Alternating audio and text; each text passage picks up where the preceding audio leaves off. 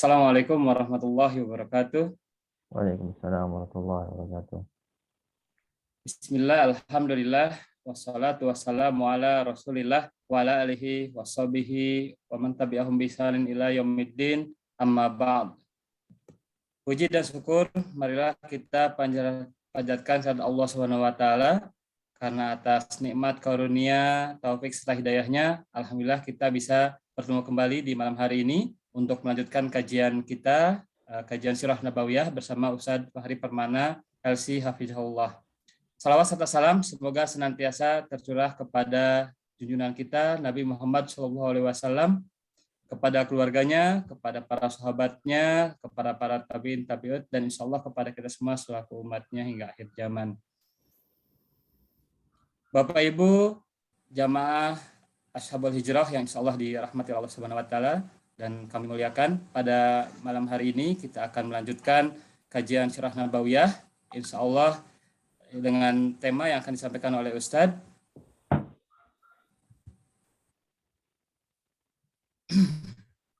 mengenai meningkatnya frekuensi kesesaan dan upaya menghabisi Rasulullah SAW.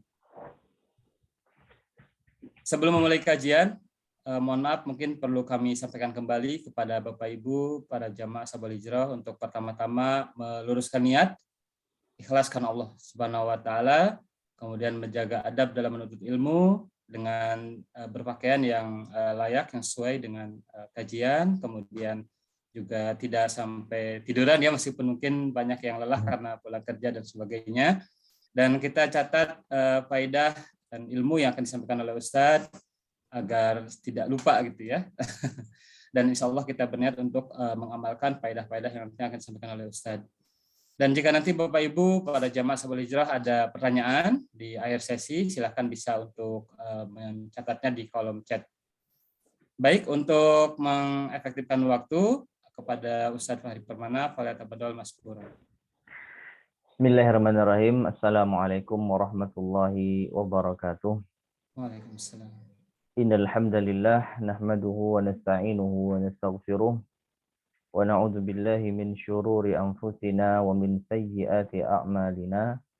Man yahdihillahu fala mudilla lahu wa man yudlil fala hadiyalah. وأشهد أن لا إله إلا الله وحده لا شريك له وأشهد أن محمدا عبده ورسوله اللهم صل وسلم وبارك على نبينا محمد وعلى آله وأصحابه ومن تبعهم بإحسان إلى يوم الدين وبعد. Ma'asyiral muslimin, saudara-saudaraku sekalian, jamaah Majelis Ta'lim Ashabul Hijrah yang semoga senantiasa dirahmati Allah Subhanahu wa Ta'ala. Alhamdulillah, segala puji bagi Allah Subhanahu wa Ta'ala yang masih memberikan kesempatan bagi kita untuk berkumpul di majelis ilmu meskipun tempat-tempat kita berjauhan. Mungkin ini di antara cara kita mensyukuri nikmat Allah Subhanahu wa Ta'ala dengan kemajuan teknologi yang ada. Sekiranya teknologi yang ada itu hanya kita manfaatkan untuk urusan dunia, hanya untuk sekedar kemajuan suatu peradaban, tanpa ada implikasinya di dalam nilai-nilai syariat, tentu ini hal yang kurang. Namun tatkala sebuah kemajuan bisa kita manfaatkan untuk kebaikan di dalam bingkai nilai-nilai syariat, tentu ini menjadi sangat bermanfaat. Dan termasuk di antara bentuk rasa syukur kita kepada Allah Subhanahu wa Ta'ala dengan nikmat yang telah Allah berikan kepada kita, kita gunakan dalam rangka ketaatan kepada Allah Subhanahu wa Ta'ala. Meskipun tentu saja hadir di majelis ilmu secara langsung memiliki keutamaan tersendiri. Namun tatkala kita terhalang dari mendatangi majelis ilmu yang mungkin karena kondisi, karena pandemi, dan yang lain sebagainya, maka tidak ada alasan bagi kita untuk tidak belajar. Ketika Allah Subhanahu wa taala telah memberikan berbagai macam fasilitas kebaikan untuk kita. Salah satunya dengan bermajelis ilmu meskipun kita berjauhan.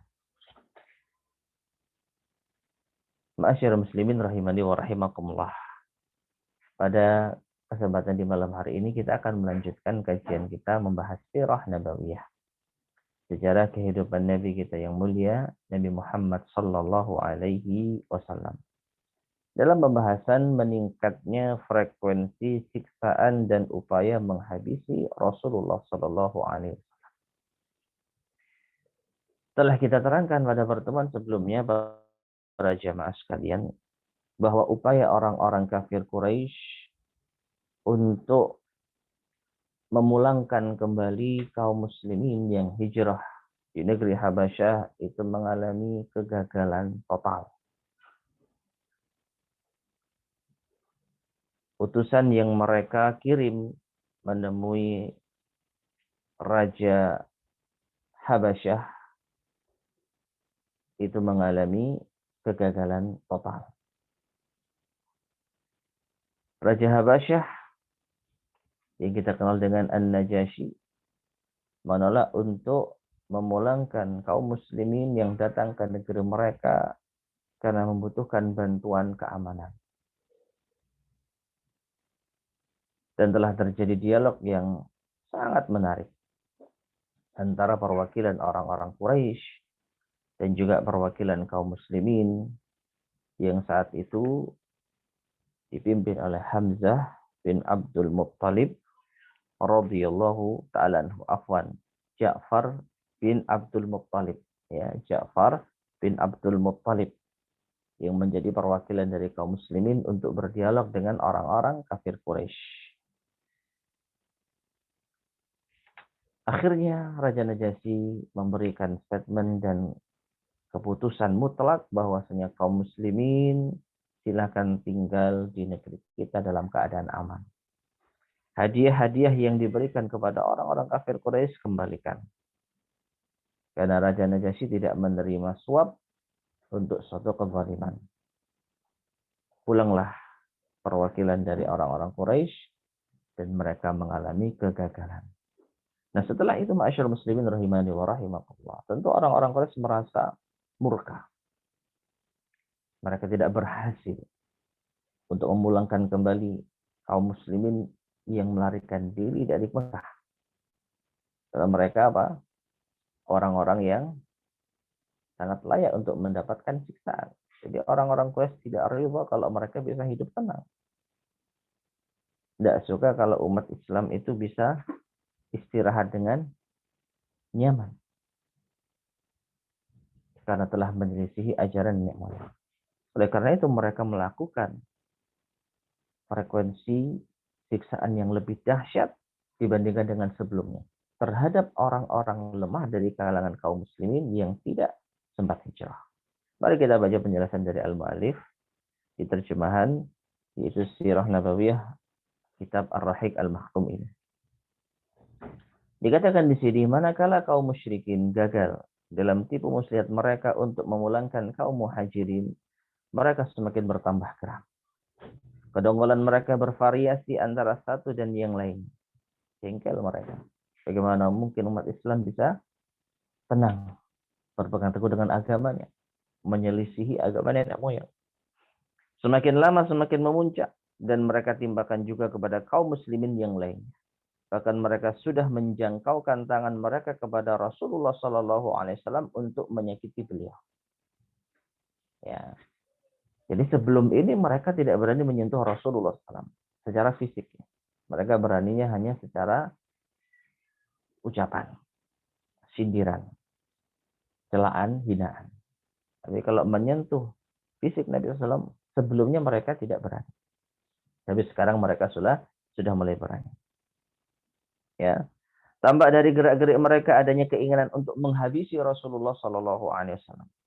sehingga mereka dapat menumpas habis fitnah hingga ke akar-akarnya yang selama ini mengganggu tidur mereka. Demikianlah klaim mereka.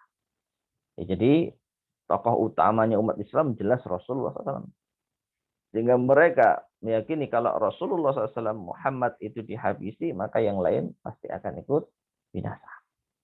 Makanya mereka mulai yaitu untuk mengganggu Rasul Shallallahu Alaihi Wasallam. Sedangkan kaum muslimin sendiri sebagian mereka masih tinggal di Mekah, tetapi jumlahnya sedikit sekali. Ya, jumlahnya sedikit. Dapat bertahannya mereka bisa karena alasan kedudukan mereka yang termasuk orang-orang terpandang dan memiliki kekuatan, atau karena mereka mendapatkan perlindungan dari seseorang. Nah, ini ya. Jadi di antara kaum muslimin yang masih ada di Mekah yang tidak mendapatkan gangguan, ada beberapa kemungkinan.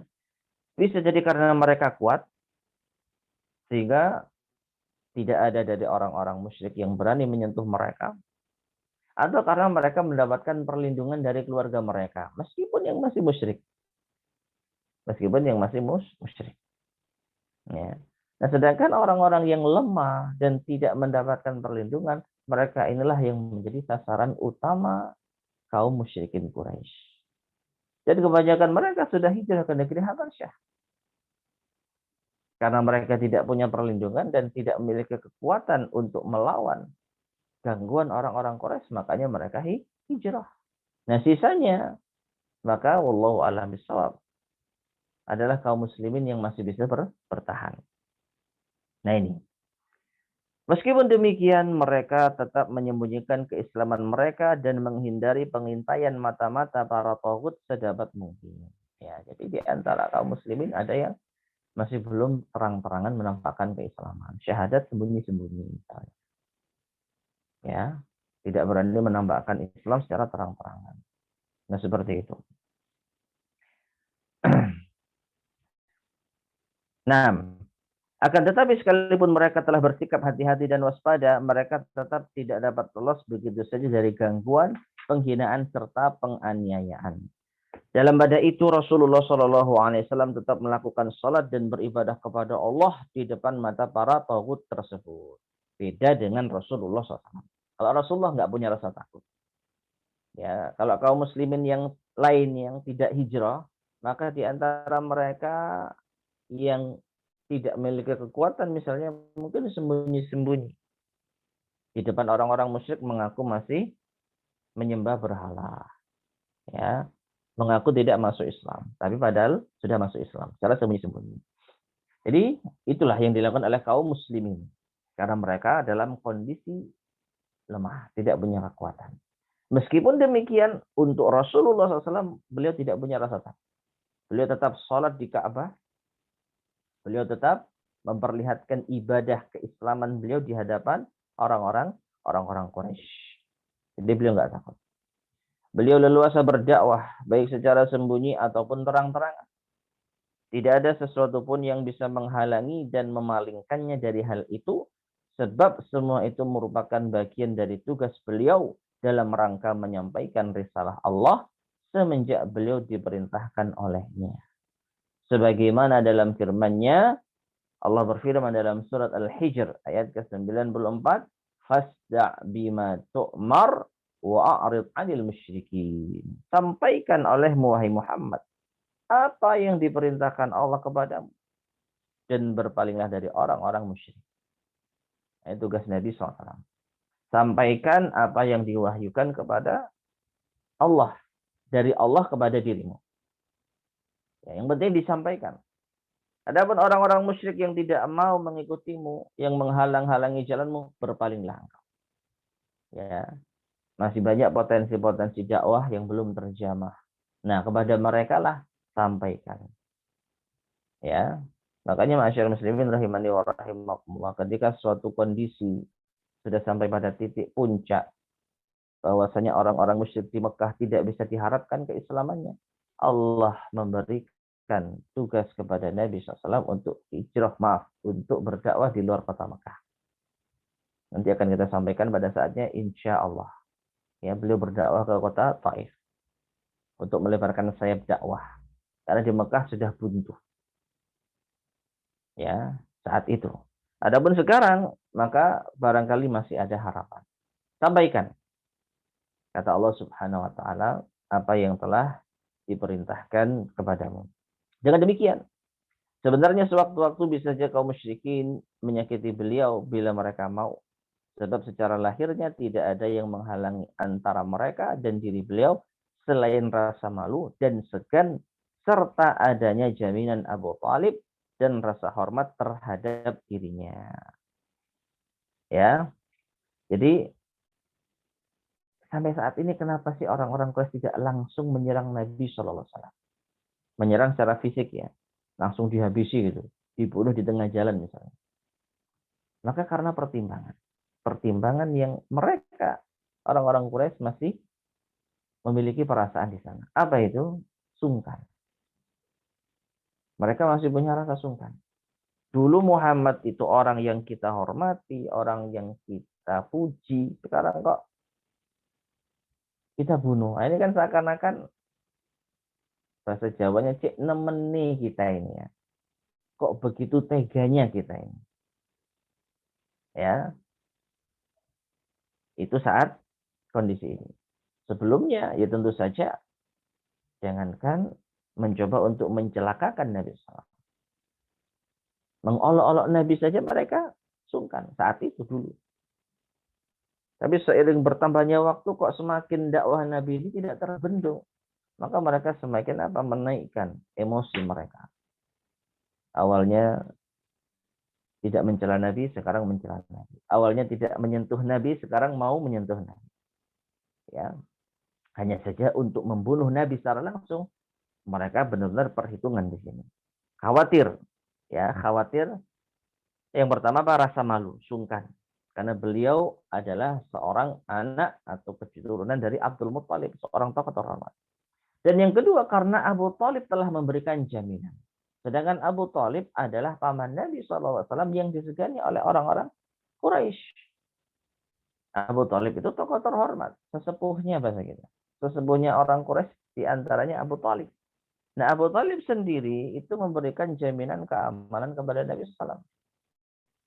Artinya kalau sampai Nabi dicelakakan, maka mereka akan berhadapan dengan Abu Talib. Mereka akan berhadapan dengan sesepuh mereka sendiri. Jadi mereka tidak berani untuk membunuh Nabi SAW. Ya, ditambah lagi sebab lainnya karena kekhawatiran mereka terhadap akibat yang fatal dari tindakan tersebut sehingga akan membuat suku Bani Hashim berhimpun melawan mereka. Ya, bagaimanapun juga ma'asyar muslimin rahimani wa rahimakumullah. Kesukuan dari orang-orang Arab itu masih sangat kental. Ya, seburuk apapun Nabi Shallallahu Alaihi Wasallam di mata orang-orang Quraisy, beliau masih punya kerabat yang rela mati untuk membelanya. Siapa? Bani Hashim, anak keturunan Hashim. Ya, anak keturunan dari Hashim.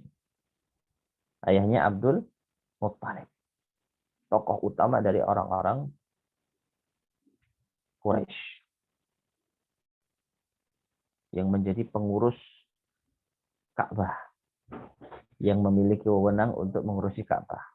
Abdul Muttalib kakeknya Nabi Shallallahu Alaihi Wasallam. Maka mereka dilema. Kalau sampai kita mencelakakan Rasulullah, membunuh Rasulullah, membunuh Muhammad, mereka akan berhadapan dengan Bani Hashim. Jadi kesukuan dari orang-orang Arab itu masih sangat kental. Tidak pandang agama, tidak pandang keyakinan. Kekeluargaan mereka masih sangat dominan. Nah, oleh karena itu, ini masih mereka pertimbangkan. Namun, perhatikan di sini.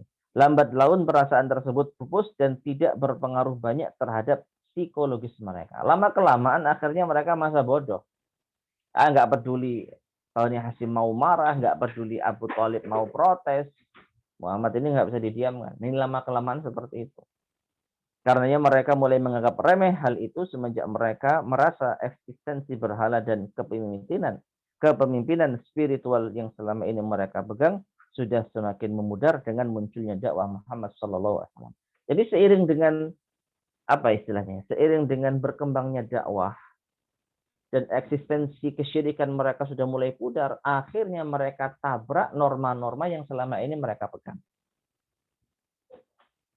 Ya, jadi sebelumnya ketika dakwah Nabi SAW itu biasa-biasa saja, eksistensi kesyirikan mereka, penyembahan terhadap berhala itu masih normal, maka mereka hanya mengatakan, ya hentikan wahai Muhammad, ya sudah, jangan kau teruskan dakwah, masih sopan.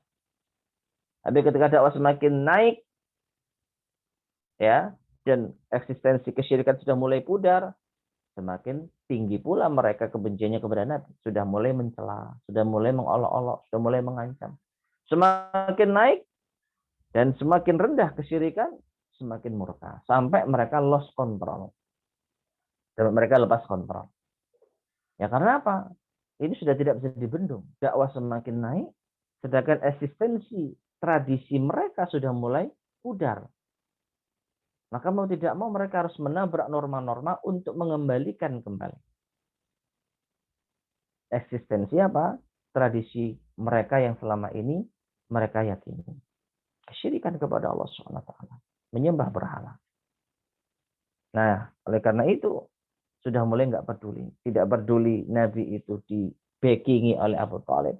Tidak peduli nanti mereka akan berperang dengan Bani Hashim. Yang penting gara-gara Muhammad, eksistensi spiritual kita sudah pudar. Dan ini nggak boleh terjadi. Ya, ajaran nenek moyang tidak boleh hilang, tidak boleh pudar. Apapun yang harus dilakukan. Nah, di antara peristiwa yang dikisahkan di dalam kitab-kitab sunnah dan sirah kepada kita, serta didukung oleh bukti-bukti otentik bahwa memang terjadi pada masa tersebut. Kisah Utaibah bin Abi Lahab. Utaibah putranya Abu Lahab. Ya. Suatu ketika dia mendatangi Nabi SAW. Lalu berkata, aku mengingkari firman Allah wan najmi idza hawa. Dan terhadap dana fatadalla. Yaitu wan najmi idza hawa, demi bintang yang terbenam di ayat ke-1 dalam surat An-Najm, dan ayat yang ke-8 tentang malaikat Jibril alaihissalam, tsumma dana fatadalla. Kemudian Jibril mendekat, semakin mendekat lagi. Artinya Utaibah ini mengingkari kenabian Rasulullah SAW. Mengingkari kalau Nabi kita adalah Rasul, mengingkari kalau malaikat mendekat untuk menyampaikan wahyunya kepada Rasulullah SAW. Tidak hanya itu, setelah mengingkari Al-Quran di hadapan Nabi SAW, maka Utaibah ini langsung menyakiti Rasulullah. Merobek bajunya serta meludah ke arah wajahnya. Subhanallah. Sudah mulai main fisik. Tidak cukup ucapan, tapi dengan perlakuan fisik. Ya. Namun, untung saja tidak mengenai wajah Nabi SAW. Jadi Nabi bisa menghindar. Tapi paling tidak, Utaibah sudah berniat meludahi wajahnya Nabi SAW. Ya, sudah berniat untuk meludahi wajahnya Rasulullah SAW. Nah, ketika itu Nabi SAW mendoakan kebinasaan atas dirinya. Ya Allah, kirimkanlah kepadanya seekor anjing dari anjing-anjing ciptaanmu untuk menerkamnya. Ya Allah, binasakan dia dengan gigit anjing. Ini doanya Nabi kepada Utaibah bin Abi Lahab. Karena telah apa? Mengingkari Al-Quran, mengingkari surat An-Najm, dan juga apa? Merobek pakainya Rasulullah dan meludahi Rasul Sallallahu Alaihi Wasallam. Nah, ternyata doa ini dikabulkan oleh Allah Subhanahu Wa Taala. Ya, doa beliau ini telah dikabulkan oleh Allah Azza wa Jalla. Bagaimana kisahnya? Itu manakala Utaibah bepergian bersama beberapa orang-orang Quraisy, beliau singgah di suatu tempat di negeri Syam yang bernama Az-Zarqa. Kalau nggak salah ini sekarang di salah satu kota di Yordania. Allahu a'lam. Karena Yordania sekarang itu termasuk di antara negeri Syam. Satu dari 4 negara di negeri Syam. Nah, salah satu kota di Yordania ada namanya Az-Zarqa. Allahu a'lam bishawab. Ya. Az-Zarqa. Entah kalau ada perubahan ya. Jadi pokoknya suatu ketika Utaibah itu pergi bersama orang-orang Quraisy. Ketika tiba di tempat yang bernama Az-Zarqa, di suatu malam seekor singa mengitari, ingin menerkam rombongan tersebut. Jadi satu singa mengawasi rombongan tersebut. Melihat hal itu Utaibah berseloroh, wahai saudaraku, sungguh celaka demi Allah, inilah pemangsaku sebagaimana yang didoakan oleh Muhammad atas diriku. Jadi Utaibah merasa jangan-jangan ini adalah singa yang menjadi wujud terkabulnya doa Muhammad. Ya, dia punya feeling seperti itu tiba-tiba saja. Loh, tadi Nabi mendoakan anjing, ini kok yang datang singa? Wallahu a'lam bishawab. Yang penting dia dihabisi oleh hewan buas. Ya, tidak penting apakah anjing atau singa, yang penting dia dihabisi oleh makhluk Allah yang buas. Nah, akhirnya Pak, Utaibah merasa dia dapat membunuhku padahal sedang berada di Mekah, sedangkan aku di negeri Syam. Jadi Utaibah merasa Muhammad ya di kota Mekah membunuhku dari jarak jauh. Ya.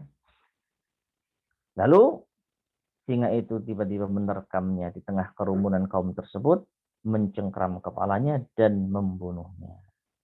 Lihat ya, jadi ini murni kiriman Allah Subhanahu wa taala sebagai pengkabulan doa Nabi kita yang mulia sallallahu alaihi wasallam.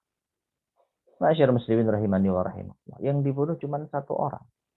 Sedangkan rombongan yang lainnya aman. Ya. Ini tanda apa? Tanda betapa doanya Nabi sallallahu alaihi wasallam itu mustajab. Makanya kalau kita perhatikan, Nabi sallallahu alaihi wasallam itu tidak bermudah-mudahan berdoa untuk mencelakakan suatu kaum. Kecuali memang mereka sudah berbuat melampaui batas. Ya. Kalau Nabi sudah mendoakan secara personality, secara spesifik kaum tertentu, nama orang tertentu, ini sudah menunjukkan hal yang apa? Yang sudah di luar batas. Karena nanti akan kita jumpai ketika Nabi SAW mendapatkan perlakuan yang tidak baik, tapi beliau masih bisa bersabar kepada penduduk kota Taif, ya, maka beliau ditawari oleh malaikat penjaga gunung untuk menimpakan penduduk Taif gunung itu agar mereka binasa. Tapi Nabi SAW tidak. Beliau bersabar. Beliau masih mengharap kebaikan yang ada pada penduduk Taif. Nah, seandainya beliau menerima tawaran dari malaikat tersebut, niscaya penduduk Taif akan binasa. Kenapa? Karena doa beliau mustajab. Makanya pada momen ini Nabi sudah, ya nampaknya sudah memang tidak bisa menahan lagi rasa sakit. Dan beliau berhak untuk meminta kepada Allah agar musuh-musuhnya dibinasakan. Bukan berarti Nabi tidak sabar, tidak. Ya. Nabi orang yang sangat sabar. Tapi dalam kondisi tertentu, ada beberapa orang yang butuh dikasih pelajaran. Ya, kalau kita bicara Nabi berarti nggak sabar gitu saja kok marah, kok berdoa keburukan. Tidak, jemaah. Nabi orang yang sangat sabar. Kita nggak ada apa-apanya dibandingkan dengan kesabaran Nabi. Tadi beliau berdoa kepada Allah untuk membinasakan seseorang. Ini untuk hikmah yang besar. Agar menjadi peringatan kalau kesabaran Nabi SAW ini jangan jangan diremehkan. Kesabaran Nabi SAW bukan berarti beliau lemah sehingga tidak bisa bermunajat kepada Tuhannya. Nabi sabar, tapi Nabi juga ingin memberikan pelajaran. Makanya beliau berdoa. Ya Allah, binasakanlah Utaibah ini dengan tewas dimakan oleh anjing-anjing. Ya Allah.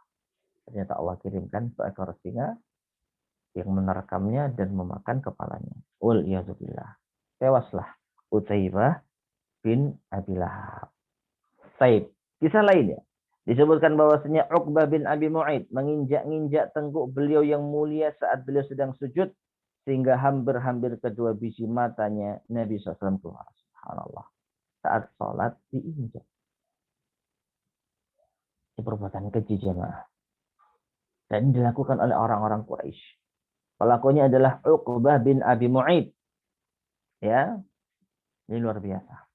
Di antara bukti lain yang menunjukkan bahwa para tagut tersebut ingin membunuh beliau sallallahu alaihi wasallam adalah kisah yang diriwayatkan oleh Ibnu Ishaq dari Abdullah bin Amr bin Al-As. Dia berkata, aku datang saat mereka berkumpul di Hijr Ismail di dekat Ka'bah. Mereka menyebut-nyebut perihal Rasulullah sallallahu alaihi wasallam. Jadi orang-orang Quraisy itu kumpul-kumpul. Ya, bahasa kita itu cangkruan, kongkow di pinggiran Ka'bah, melihat Nabi sallallahu alaihi wasallam sedang sholat. Itu kerjaan mereka. Ya, ngerasani Nabi yang sedang sholat. Nah, ketika mereka ngerasani, ya, menggunjing Nabi sallallahu alaihi wasallam, ada di antara mereka yang berkata, kita tidak pernah sampai menahan kesabaran seperti halnya kita sabar terhadap orang. Sungguh kita telah menahan sabar terhadapnya dalam masalah yang serius. Artinya mereka merasa kita ini sudah sabar loh sama Muhammad. Ya, Muhammad ini sudah berbuat melampaui batas. Tapi kita masih bisa menahan kesabaran kita. Ini menunjukkan itu mereka memuji diri mereka sendiri. Coba mereka nggak sabar, Muhammad sudah tewas. Nah, itu maksudnya. Kalau sekiranya mereka nggak punya kesabaran, Muhammad sudah lama tewas. Itu maksudnya. Jadi mereka memuji diri mereka, membesarkan diri mereka. Padahal Nabi SAW tidak berbuat apa-apa, melainkan dakwah. Tidak ada yang diusik, diganggu dari harta dan kekayaan mereka. Jadi mereka sabar dari apa? Ya. Jadi mereka bukan orang-orang yang sabar. Justru mereka orang-orang yang, yaitu orang-orang yang durhaka. Mereka orang-orang yang ingkar. Mereka orang-orang yang apa? Yang sangat jahat. Nah, seperti itu. Nah, ketika itu tiba-tiba datanglah Nabi Shallallahu Alaihi Wasallam. Nabi datang ke arah mereka, lalu beliau yaitu mengusap rukun Yamani, salah satu sudut Ka'bah. Ada 4 ya. Ada Hajar Aswad, ada rukun Yamani, ada rukun Syami, dan ada rukun Iraqi. Nah ini. Kemudian beliau melewati mereka dan tawaf di sekeliling Ka'bah. Akhirnya mereka menghina beliau dengan beberapa ucapan. Dan aku, kata seorang yang menjadi saksi di sini, yaitu Abdullah bin Amr bin Al-As, melihat dari wajah Nabi SAW. Beliau itu dicela. Beliau sedih gitu ya, wajahnya dicela. Nah, kemudian ketika beliau melewati mereka untuk ketiga kalinya, tawaf pada putaran yang ketiga, dan mereka masih melakukan hal yang sama terhadap beliau. Jadi setiap Nabi lewat, jadi orang-orang Quraisy itu kan apa namanya kongkow di salah satu sudut ya di Ka'bah itu. Ketika Nabi lewat satu putaran dihina, dicela, diejek-ejek. Lewat putaran kedua dihina, dicela, diejek-ejek. Putaran ketiga Nabi berhenti karena mereka masih menghina, masih mengolok-olok. Ya, akhirnya Nabi mengatakan, sudahkah kalian mendengarkanku, wahai kaum Quraisy? Demi yang jiwaku berada di tangannya, sungguh aku telah datang membawa sembelihan untuk kalian. Sungguh aku datang membawakan sembelihan untuk kalian. Ya, ucapan beliau ini membuat mereka tertegun sehingga tidak seorang pun dari mereka yang bergeming, seakan-akan di atas kepalanya bertengger seekor burung. Bahkan orang yang paling kasar di antara mereka itu berusaha memenangkan beliau dengan sebisanya. Orang itu berkata, pergilah wahai Abul Qasim, itu julukannya Rasul SAW, demi Allah engkau bukanlah orang yang bodoh. Jadi di sini ma'asyar muslimin rahimani wa rahimakumullah. Ternyata ketika mereka mengolok-olok Nabi SAW, di setiap putaran Nabi bertemu mereka, sampai pada putaran yang ketiga Nabi datangi mereka, Nabi dakwahi mereka. Dan ternyata mereka tidak ada yang mengucapkan apa-apa. Mereka tertegun. Bahasa kita itu melungu. Karena Nabi apa? Sama sekali tidak menampakkan kalau sakit hati atau sedih. Justru Nabi apa? Menantang mereka. Mau nggak kalian aku sampaikan kebenaran? Ya, bahkan beliau mengatakan apa? Sungguh aku datang membawakan sembelihan untuk kalian. Allah maksud dari kata ini saya tidak tahu ya. Yang jelas ini menunjukkan kalau Nabi itu berani menghadapi mereka yang mengolok-oloknya. Ya, akhirnya Nabi ceramah di hadapan mereka. Mereka diam. Dan mereka merasa seakan-akan Nabi itu orangnya fokus, tegar, tetap di tempat.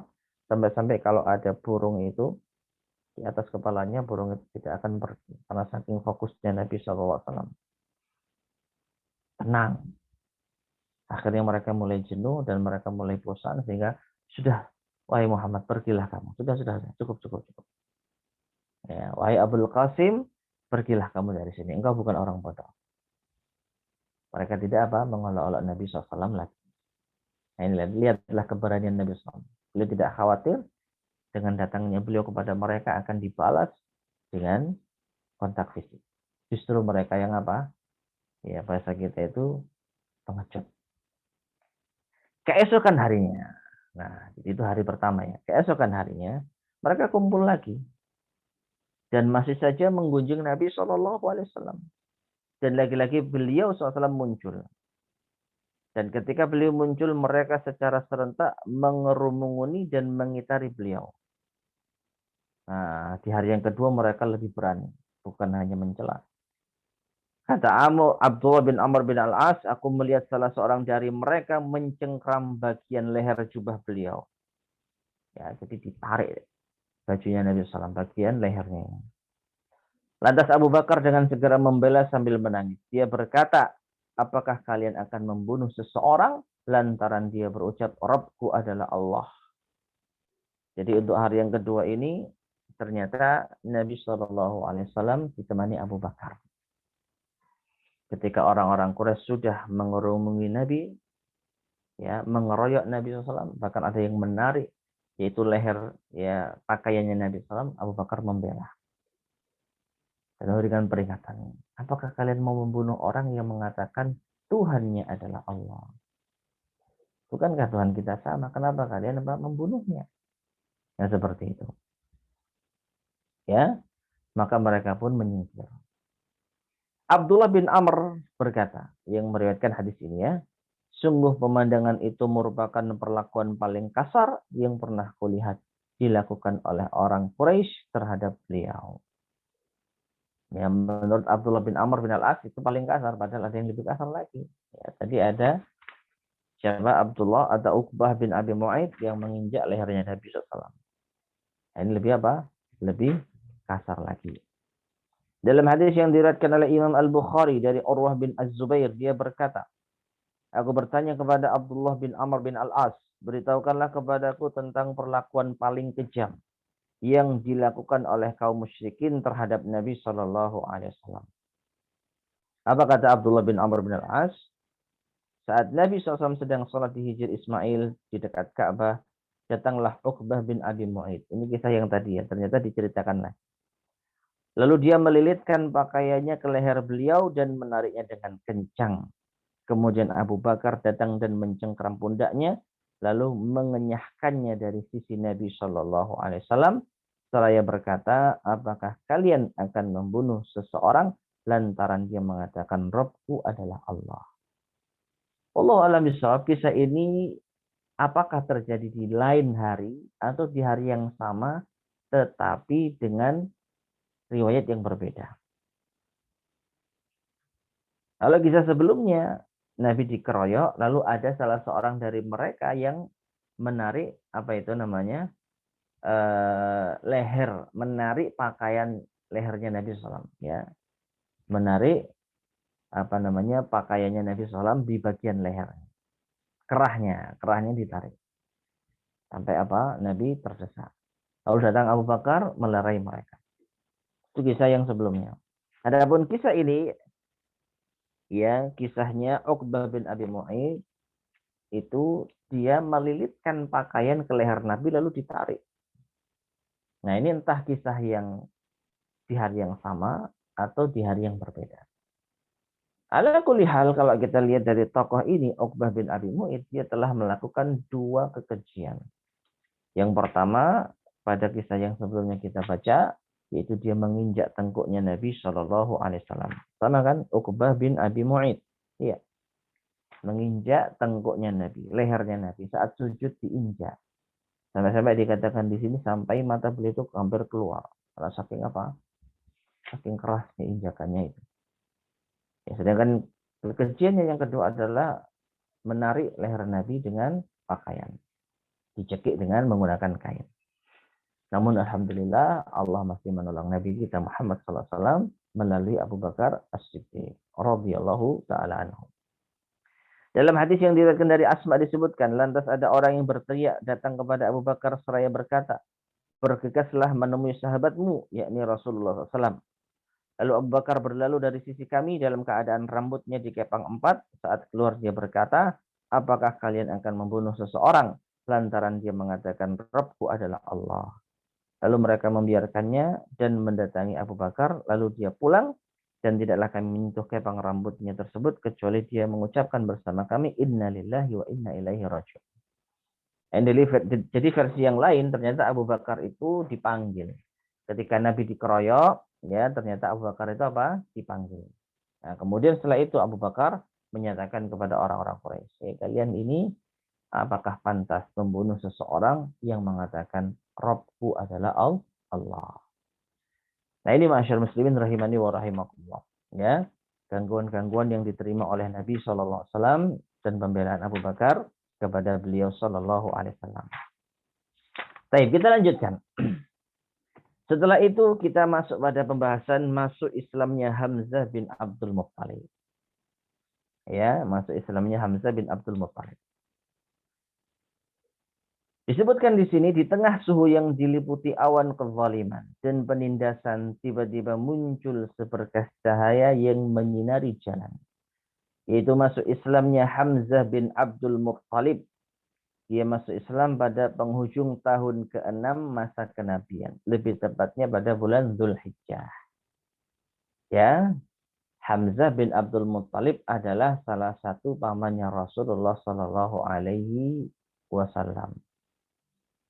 Dan beliau itu memiliki gelar Asadullah, singanya Allah, setelah masuk Islam. Ya, sebelum masuk Islam, Hamzah ya termasuk di antara pamannya Nabi SAW yang ya baik saja kepada Nabi. Beliau tidak masuk Islam, tapi beliau tidak apa? Berbuat zalim kepada keponakannya.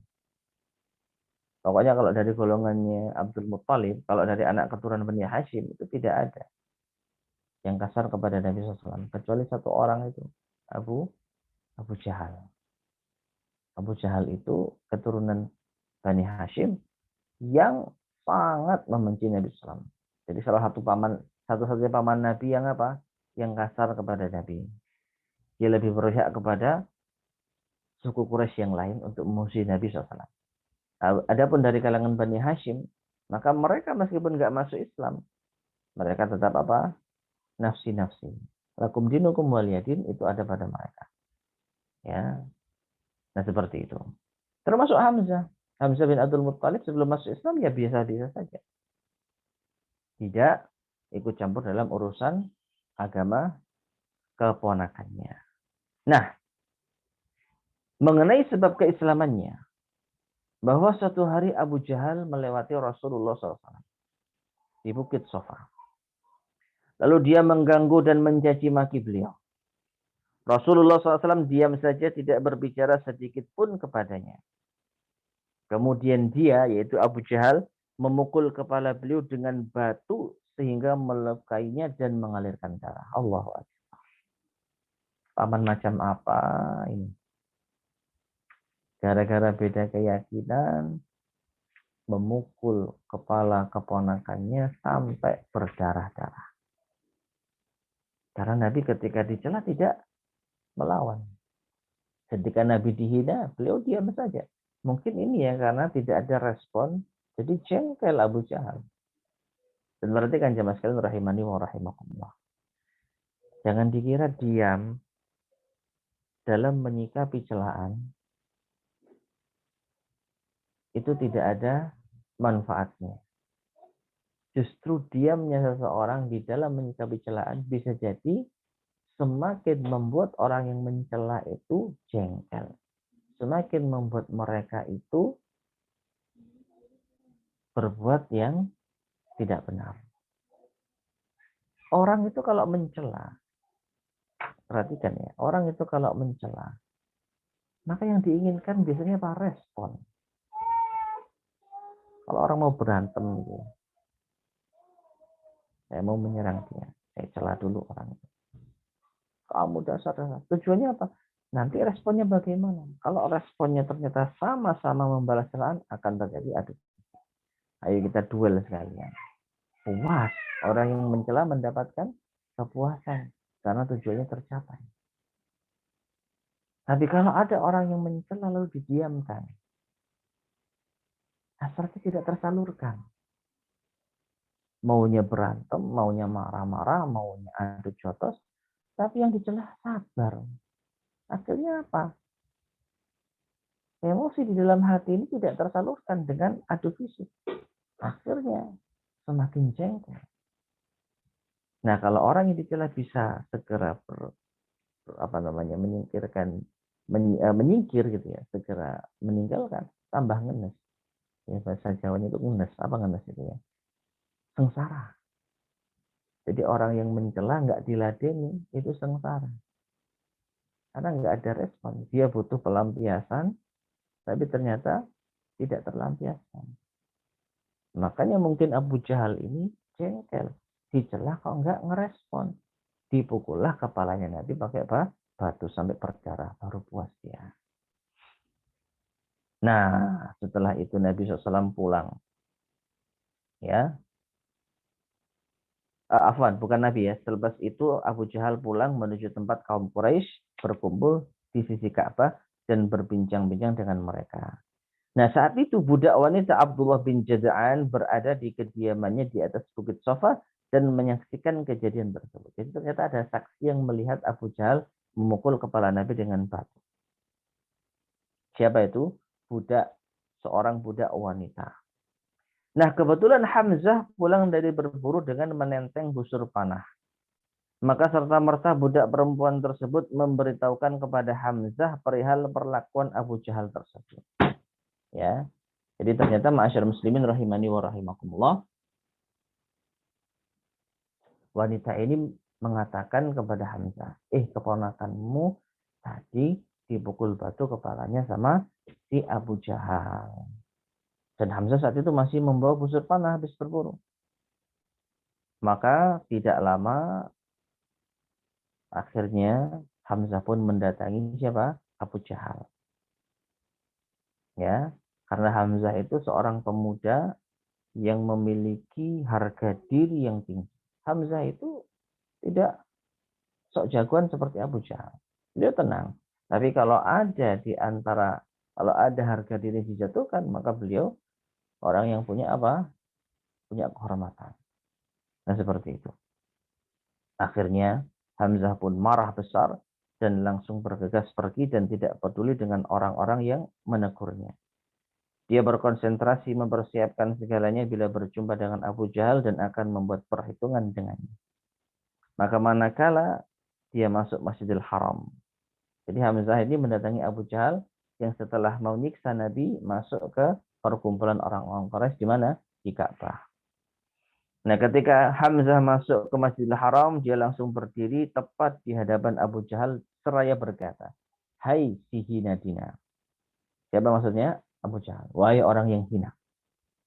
Engkau berani mencaci maki keponakanku padahal aku sudah memeluk agamanya. Perhatikan ya, di sini Hamzah bin Abdul Muttalib itu sebenarnya berdusta. Karena Hamzah belum masuk Islam. Hamzah belum masuk Islam. Tapi agar perhitungan ini semakin nyata, seolah-olah dia memberitahukan kepada khayal ramai bahwasanya dia sudah masuk Islam. Artinya begini, kalau Hamzah nggak ngaku masuk Islam, ketika membuat perhitungan dengan Abu Jahal, maka mereka akan bertanya, "Loh, kamu ngapain bela Muhammad? Oh, kamu kan tidak seagama dengannya." Nah, ada celah seperti itu. Maka supaya tidak ada celah Hamzah membela keponakannya bukan atas dasar agama, akhirnya Hamzah pun mengaku sudah masuk Islam padahal belum. Ya. Apakah kamu berani melukai keponakanku padahal aku sudah memeluk agamanya? Kemudian akhirnya Hamzah memukuli Abu Jahal dengan busur panah. Tadi kan bawa busur panah ya, karena habis pulang berburu. Nah, ini. Dan membuatnya luka-luka dan babak belur. Melihat itu sebagian orang-orang dari Bani Makhzum, yakni dari suku Abu Jahal, terpancing emosinya. Ya, jadi ternyata Abu Jahal ini bukan dari Bani Hashim ya, tapi dari Bani Makhzum ya. Afwan, salah tadi ya. Jadi Abu Jahal itu dari Bani Makhzum. Jadi sukunya Abu Jahal ini terpancing emosinya. Nah, melihat hal tersebut, orang-orang dari Bani Hashim, sukunya Hamzah, tidak kalah emosi. Jadi ada dua suku ketemu di Masjidil Haram. Yang awalnya tenang, tiba-tiba ketika Hamzah memukuli Abu Jahal, membuat perhitungan dengan Abu Jahal, maka sukunya Abu Jahal bangkit. Melihat sukunya Abu Jahal bangkit, sukunya Hamzah pun bangkit. Ketemulah dua suku besar, Bani Makhzum dan Bani Hashim. Sama-sama Quraisy. Tapi ingat, karena kesukuan mereka kuat, akhirnya mereka mau berdiri di belakang orang yang sedang berkonflik. Jadi sukunya Abu Jahal siap-siap membela Abu Jahal, sukunya Hamzah siap-siap membela Hamzah. Kalau seandainya mereka turun tangan, terjadi perang besar antar suku, antar kabilah. Ya seperti itu. Nah, maka Abu Jahal tidak ingin ada pertumpahan darah sesama Quraisy. Abu Jahal pun mengatakan, biarkan Abu Imarah ini, biarkan Hamzah. Ya, kalian wahai suku Bani Makhzum, nggak usah ikut-ikut. Ya, biarkan dia Hamzah ini puas memukuli saya. Sebab aku telah mencaci maki keponakannya dengan cacian yang amat jelek. Jadi akhirnya Abu Jahal mengaku, ya ini karena saya sudah mencaci Muhammad. Makanya pamannya marah. Padahal bukan hanya mencaci ya, apa memukuli kepala Nabi sampai berdarah. Ya seperti itu. Ya, akhirnya apa? Tidak terjadi peperangan. Jadi Abu Jahal menerima. Abu Jahal menerima balasan dari Hamzah atas perlakuannya kepada Nabi kita Muhammad Sallallahu Alaihi Wasallam. Nah setelah itu Hamzah masuk Islam. Nah perhatikan di sini, keislaman Hamzah ini pada mulanya adalah sebagai pelampiasan harga diri seseorang yang tidak sudi keluarganya dihina. Jadi sebenarnya asal muasalnya ini hanya pembelaan terhadap anggota keluarga, bukan masalah agama. Hamzah membela Nabi kita sebagai keponakan yang telah dianiaya oleh seorang dari Bani Makhzum. Cuman Hamzah membawa nama agama ya supaya lebih apa istilahnya, supaya lebih menarik gitu ya. Supaya tidak ada celah, kenapa kamu membela Muhammad padahal kamu bukan anggota agamanya. Ya, supaya tidak ada tuduhan seperti itu, makanya Hamzah mengaku masuk Islam. Padahal asal muasal dia memukuli Abu Jahal itu karena murni pembelaan terhadap salah seorang anggota keluarga. Awalnya seperti itu. Namun kemudian, perhatikan di sini, namun kemudian Allah membuatnya cinta terhadap Islam. Dia kemudian menjadi orang yang berpegang teguh pada al-urwatul wusqa dan menjadi kebanggaan kaum muslimin. Diawali balas dendam karena keluarganya dipukuli, kemudian masuk Islam, dan akhirnya cinta Islam. Bukan membela keluarga lagi, tapi membela Islam. Dan masuk Islamnya Hamzah ini, ma'asyar muslimin rahimani wa rahimakumullah, menambah eksistensi umat Islam. Jadi Islam semakin naik pamornya karena ada seorang pemuda terhormat yang masuk Islam. Ditambah lagi, insya Allah pada pertemuan berikutnya akan kita bahas, masuk Islamnya Umar, tambah sempurna. Jadi periode masuk Islamnya Hamzah dan Umar ini diantara periode yang menjadi titik balik bangkitnya Islam. Dan semakin membuat orang-orang Quraisy murka. Ya. Bahkan nanti akan kita sampaikan kisahnya, sebelum masuk Islamnya Umar dan Hamzah, kaum muslimin tidak ada yang berani sholat terang-terangan di Ka'bah. Mereka sholatnya di mana? Di Darul Arqam, sembunyi-sembunyi. Gak ada yang berani menampakkan keislaman kecuali Nabi Shallallahu Alaihi Wasallam. Nah, setelah mereka masuk Islam, siapa?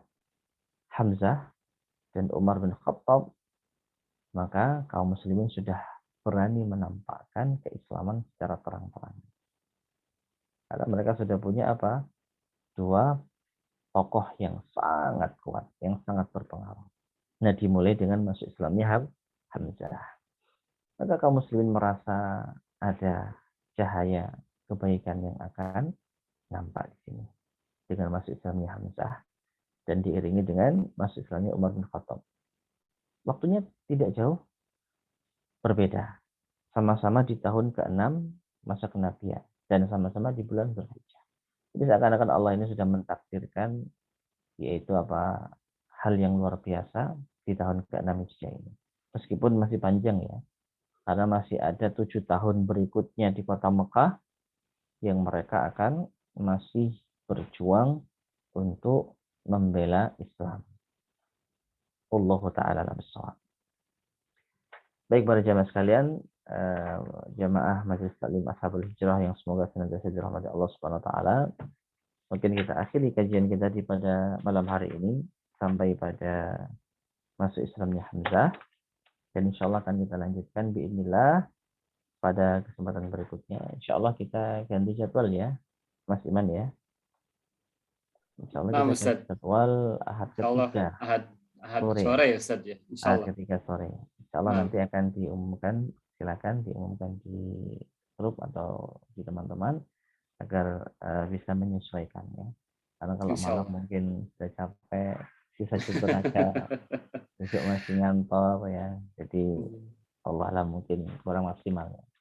Insyaallah akan kita lanjutkan pada pertemuan berikutnya di bulan Januari 2002 Ahad ketiga. Baik, sampai sini barangkali ada yang tanyakan, tafadhol silakan. Monggo Mas Iman.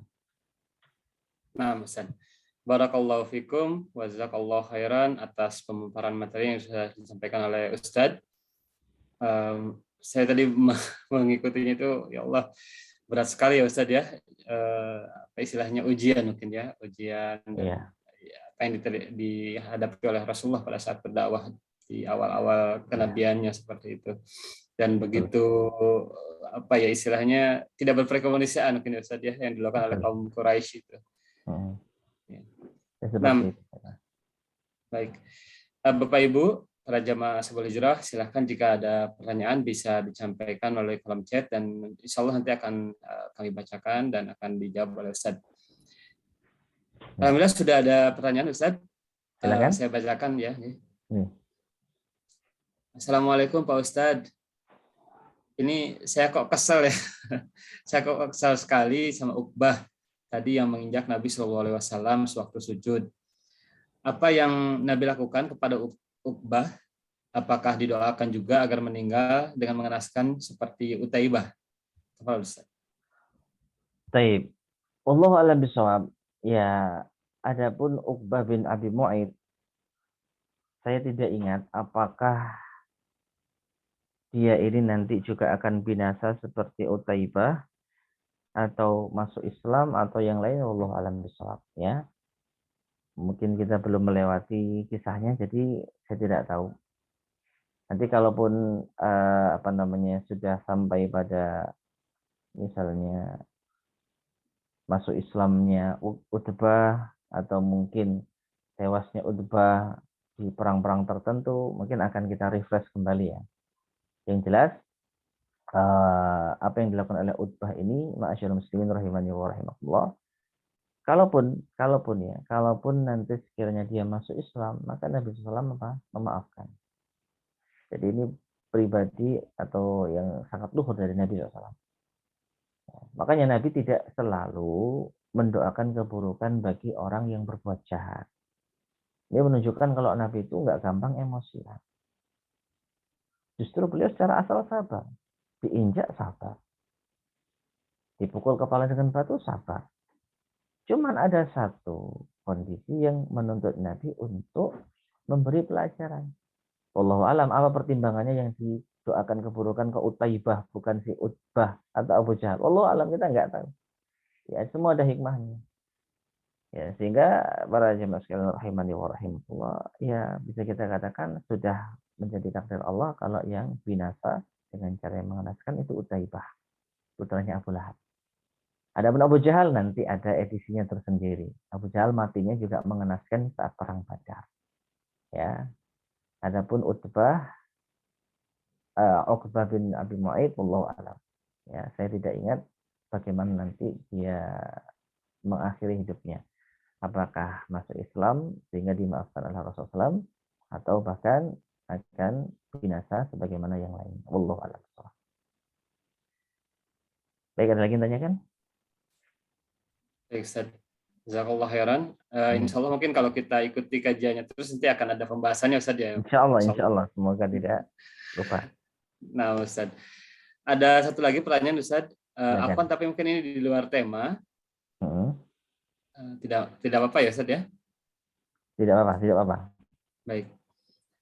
Apakah halal hasil dari usaha yang haram, tetapi sang pelaku lupa, tidak tahu bahwa usahanya haram, keliru atau meyakini itu halal, sebenarnya haram saat usaha tersebut, Ustaz? Apakah halal usaha dari yang haram kalau orang yang berusaha dari yang haram itu nggak tahu, gitu ya? Iya, kurang lebih seperti Ya. itu, Ustaz. Ya. Contohnya, saya nggak tahu riba itu haram. Nah, selama saya nggak tahu, apakah halal selama ini yang saya usahakan, gitu ya? Wallahu a'lam bishawab. Sesuatu yang haram tetaplah haram meskipun orang itu tidak tahu. Meskipun orang itu tidak tahu. Hanya saja ketidaktahuannya ini lebih ringan dibandingkan ketika dia sudah tahu tapi masih memakan yang haram. Oleh karena itu Nabi SAW memberikan peringatan jauh-jauh hari dalam hadis yang diriwayatkan oleh Al-Bukhari, la ya'tiyanna 'alan nasi zamanun la yubalil mar'u bima akhadhal mal, amin halalin aw min haram.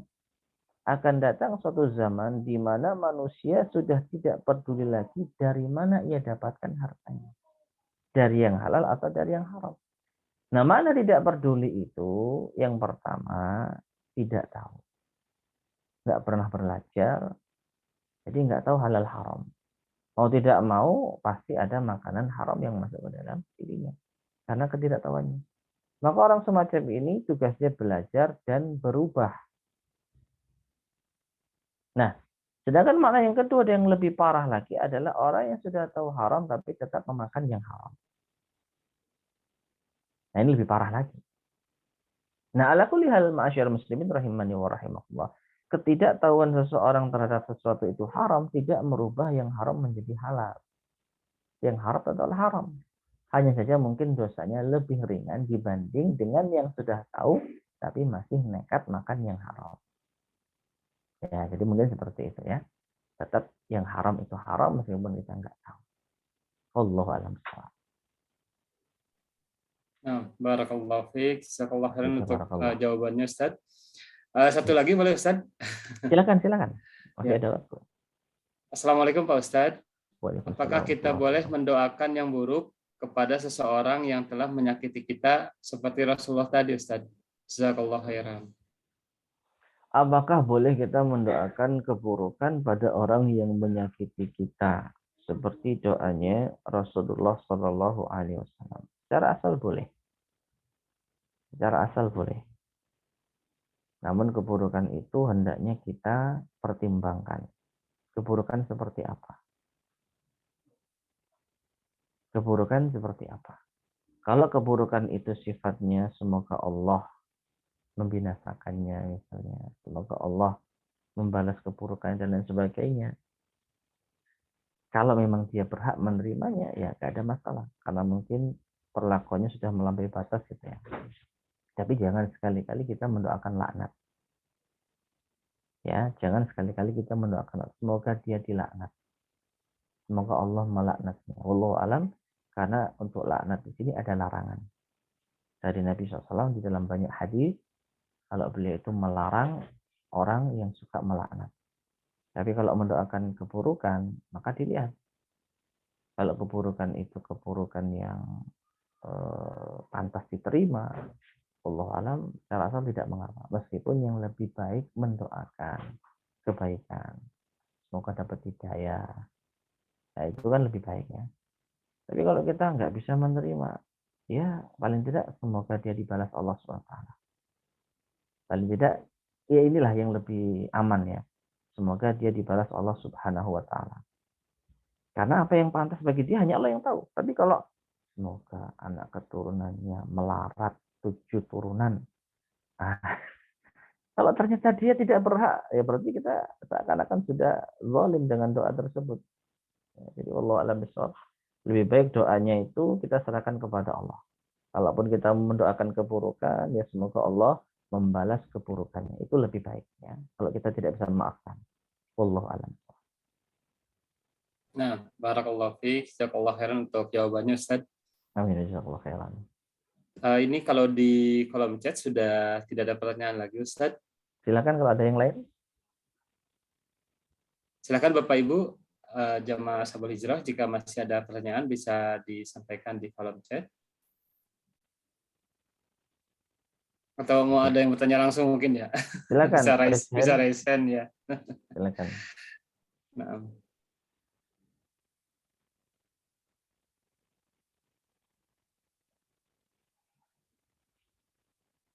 Sepertinya sudah tidak ada Ustaz. Tidak ada. Mungkin bisa diambil kesimpulan dan juga nasihat untuk kami Ustaz sebelum diakhiri kajiannya. Tafadhol. Baik. Ma'asyiral muslimin, saudara-saudariku, jamaah majelis taklim Ashabul Hijrah dimanapun Anda berada. Dari kajian kita di malam hari ini kita bisa mengambil pelajaran tentang kesabaran Nabi Shallallahu Alaihi Wasallam.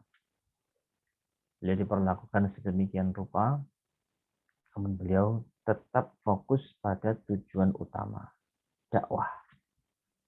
Ini menunjukkan kepada kita seorang dai, seorang penyeru kebaikan harus memiliki sifat sabar.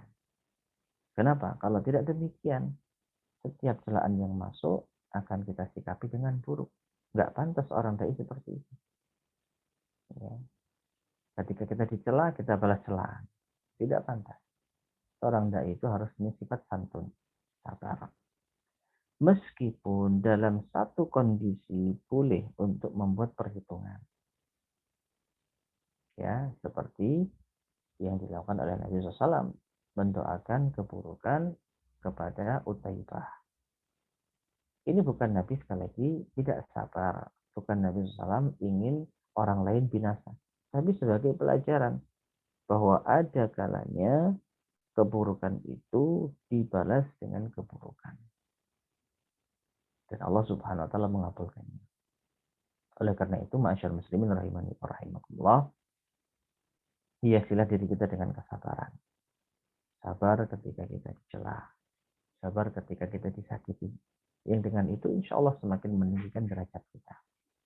Dan kalaupun pada suatu momen kita tidak tahan, lalu kita berdoa kepada Allah agar orang yang menzalimi kita dibalas, maka dengan kesabaran-kesabaran kita selama ini, bisa jadi itu akan semakin menjadikan doa kita dikabulkan Allah Subhanahu wa taala. Tapi kalau dikit-dikit ya Allah binasakan dia, ya Allah binasakan dia. Ya, ini bukan seorang dai yang bijak. Ya, seorang dai yang bijak adalah tahan banting. Namun satu kondisi boleh untuk berdoa kepada Allah agar kaum tertentu dibinasakan, agar kaum tertentu dikasih pelajaran. Ya, tapi tidak selalu. Cobaan yang diterima Nabi lebih banyak dan sabarnya Nabi lebih banyak dibandingkan dengan permintaan beliau agar Allah menimpakan kebinasaan pada seluruh kaum. Ya, jadi jamaah kita kurang lebih pada kesempatan di malam hari ini sabar. Jadi kita belum apa-apa mendapatkan gangguan dibandingkan dengan Nabi SAW. Tapi kalau kita mudah marah, kalau kita mudah tersinggung, perbaiki mental kita. Kalau kita mau berjalan atau berdakwah di jalan Allah, harus perbaiki mental. Kalau nggak kuat, jangan sekali-kali menjadi dai. Jangan sekali-kali menjadi juru dakwah. Wallahu a'lam bishawab. Mungkin yang bisa saya sampaikan. Silakan Mas Iman. Nah, barakallahu fiik wa jazakallahu khairan Ustaz atas faedah dan nasihat yang telah disampaikan. Kami juga mengucapkan terima kasih kepada Bapak Ibu para jamaah Sahabat Hijrah yang sudah mengikuti kajian di malam hari ini. Barakallahu fikum wa jazakallahu khairan. Insyaallah kita akan bertemu kembali di kajian Sirah Nabawiyah di bulan depan. Insyaallah nanti mungkin ada perubahan waktu kajiannya ya, akan diinformasikan lebih lanjut di WA Group insyaallah. Semoga Allah Subhanahu wa taala memberikan kemudahan kepada kita untuk bisa mengamalkan dari ilmu-ilmu yang telah kita dapatkan dan kita bisa diberikan semangat terus untuk menuntut ilmu hingga akhir usia kita nanti insyaallah. Amin amin.